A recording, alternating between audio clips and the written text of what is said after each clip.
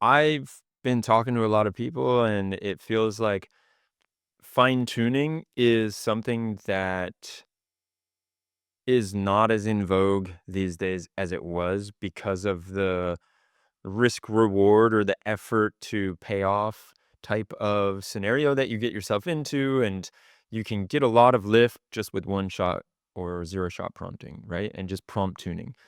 That's just for fine tuning, which is a very low bar compared to if I want to go and train a foundational model.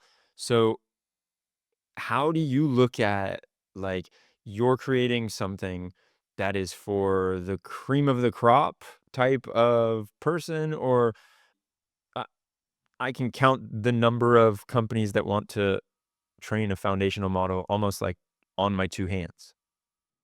Yeah, so I think that you're getting at a couple things there, and I have thoughts on many of them.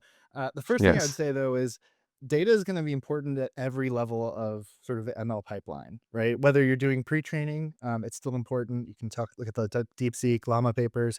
If you're doing fine tuning, it's clearly very important. And over time, you just need fewer and fewer examples as we get better at this. But I will argue that fine tuning is still important. Although I will say if you can get away with not fine tuning, you probably should, right? If you can prompt your way or rag your way into a solution and not have to fine tune, like I agree. Like that, if I went into a company, like I would not recommend starting with fine tuning. But there are situations where there's just no better alternative today.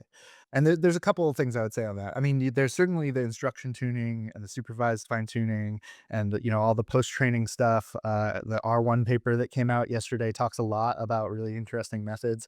And what I think that partly shows is that the knowledge and even the reasoning and the connections and all that are already in the base weights after pre-training.